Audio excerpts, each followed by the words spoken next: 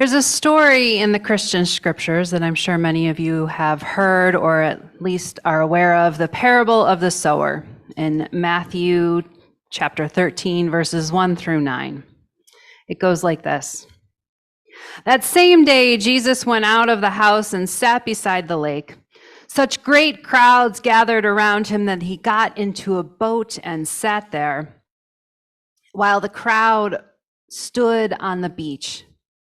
And he told them many things in parables, saying, "Listen, a sower went out to sow. And as he sowed, some seeds fell on the path, and the birds came and ate them up. Other seeds fell on rocky ground where they did not have much soil, and they sprang up quickly, since they had no depth of soil. But when the sun rose, they were scorched, and since they had no root, they withered away. Other seeds fell among thorns, and the thorns grew up and choked them. Other seeds fell on good soil and brought forth grain, some 100-fold, some 60, some 30. Let anyone with ears listen." Bless Jesus, just trying to get a break, and people keep expecting him to preach to them and follow him around everywhere that he goes, out into the lake. Listen, ministry is a whole lot, no matter what the size of the position, even if you're Jesus. And it's more when we're continuing in an endemic, the acute part of the pandemic having killed millions of people. Volunteerism is probably at an all-time low. Attendance and membership are also lower than they've been in decades for everybody. And the world is on fire, both literally and figuratively. Sometimes we just want a break. Although I have never been one for the scriptures most of my life, I learned the wisdom of this story early in my formation, as a mentor shared that ministry is just like this. Our purpose is to sow seeds. And because we don't know where they'll land, or if they'll get what they need, or if they'll just be eaten by birds, our responsibility as religious professionals is to sow, or more properly, to spread as many seeds as we possibly can. We can't be sure what will happen until it happens, and the work isn't done then, it's only beginning. Then we have to tend to it to try to make sure it grows healthy and strong, making sure it has proper room, air, sun, water, and care. And not too much and not too little. We also may talk or sing to it just to add some extra assurance of its hoped-for thriving. We need to be aware of what that plant needs to do its best. Sometimes what we sow brings much life and new bounty. Sometimes it's just a little. Sometimes we feed the birds. All of it is good. Ministry is about growth, but not always the kind of growth we like to think of like this. If you're on Facebook and part of the UU Hysterical Society, you know my colleague Liz James, who is also a writer. Some years ago now, she wrote a blog post that really stuck with me. It was about when her marriage ended. She notes in the piece that when marriages end, the only way we have to talk about them is to say that they failed. Liz observed that good marriages can end before death ends them, and that doesn't make them less good. So listen, things coming to an end, a natural, organic end, is not a failure or meant to be a loss. Sometimes it is just an evolution, and recognizing that is valuable. Growth also comes from recognizing what has ended, what has died, and letting it be foundation for new life.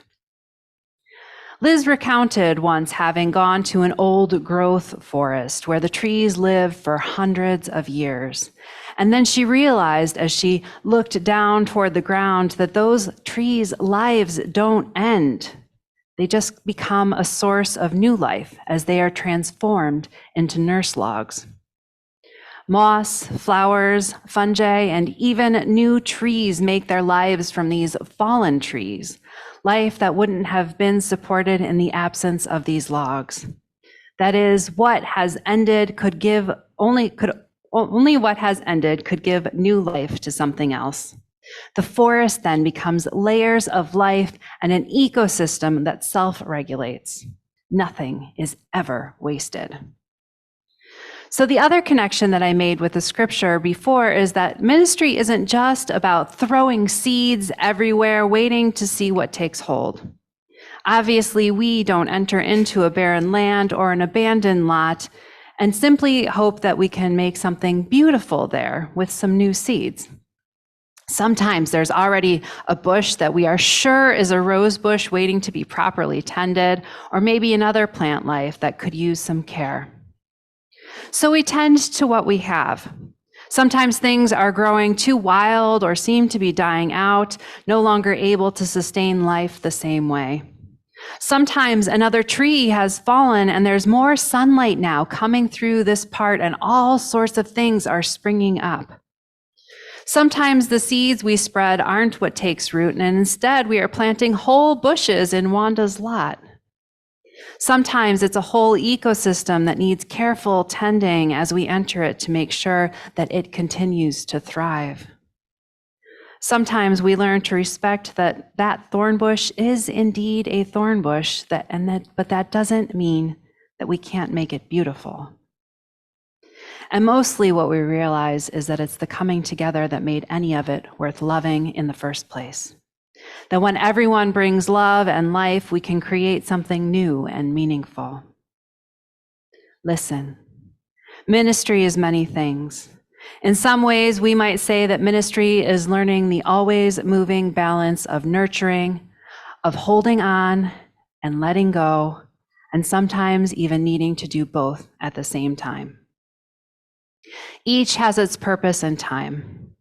I don't know if you've seen the Carvana commercial with Kristen Bell and her husband, Dax Shepard.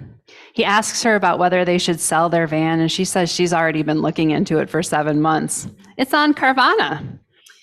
He asks about putting the sale through, and she replies, hold. Again and again, he asks, now, and she replies, hold. And then all of a sudden, she says, now, and before he can respond, she's sold it. I can all but guarantee that you will hear me say that it is not time for something at least once, that the congregation isn't ready yet.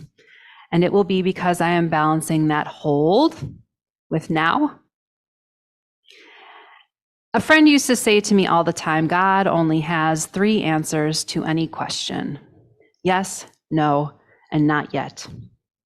It's important to recognize that no and not yet are not the same. They each have a place and a purpose, just as the ever important yes. We think that yes is better than no, but again, each has their place and purpose. A holy no is just as important and meaningful as a holy yes. A holding on is important and meaningful as a letting go. We do best when we hold on to each other and we let go of what is holding us from growing in ways that let us flourish and not merely survive or barely fend off death. We may need to channel our inner 2-year-olds from time to say no to things that don't bring us alive or don't make us happy. I can already tell you that you'll be hearing me say no to things because they are unsustainable for me. I don't want anyone doing what is unsustainable either for themselves or for the congregation, because in the end, it serves no one. And if there's something that you are interested in doing and haven't been asked yet, hit me up. We'll talk about it. Or if you have an idea, I'll listen. Cindy will listen. Others will listen. None of us alone can save a church. I keep hearing that there aren't enough people to do the things that need to be done. This tells me that expectations are too high around what needs to be done. We're going to explore and experiment together what can be done differently and better. There are no mistakes, only lessons. There is a lot of holding in ministry, holding hands, holding hearts, and occasionally holding tongues. There's also a lot of letting go of expectations, letting go of feelings and emotions, letting go of hopes and visions that don't serve us now, and the need to take credit or to have control over outcomes. We need to hold on to each other and let go of those expectations. We need to learn that the best magic happens when we gather and talk and listen to one another. Our hope is only as great as we're willing to risk for it. Our future is only as bright as we're willing to risk and work for it.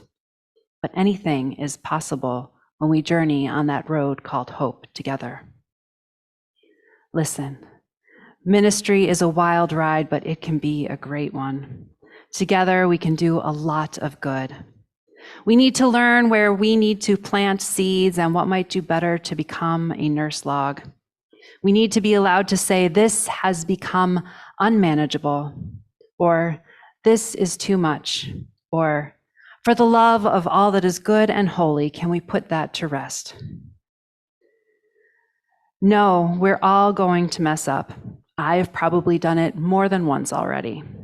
This is how we grow. We fail and begin again. This is what it means to practice and keep covenant. We try and we try to do better, and we carry on with the work of ministering and making a congregation as best we can. You're going to start hearing me ask questions about why you do things, asking what serves the congregation's mission, what are the things that actually need to be done, and other related questions. I know volunteerism is low and burnout is high. This is just the landscape of being in an endemic, in a late-stage capitalist world, in a church context still functioning like we're serving a congregation in the 1950s with all the abundance of that period, but that we very much do not have now. Plus, we're in Florida where everything is just this wild dumpster fire. Life is hard. We don't need to make it harder. So let's work on letting some of it go and allowing space for healing and joy. I want to help you be the best you that only you can be. That's my goal and my mission in working for and with you. I used to tell Tarpon Springs that if I was trying to do the things that I just wanted to do, that things would have been a whole lot different than they were. I am here to serve you. So let's listen again to the opening words from John O'Donohue to hear how it lands and what you are hearing in yourself in response right now, who you might yet become for a new beginning. In out-of-the-way places of the heart, where your thoughts never think to wander, this beginning has been quietly forming, waiting until you are ready to emerge. For a long time, it has watched your desire, feeling the emptiness growing inside you, noticing how you willed yourself on, still unable to leave what you had outgrown. It watched you play with the seduction of safety and the gray promises that sameness whispered, heard the waves of turmoil rise and relent, wondered, would you always live like this? Then the delight when your courage kindled and out you stepped onto new ground, your eyes young again with energy and dream, a path of plenitude opening before you. Though your destination is not yet clear, you can trust the promise of this opening. Unfurl yourself into the grace of beginning that is at one with your life's desire. Awaken your spirit to adventure. Hold nothing back. Learn to find ease in risk.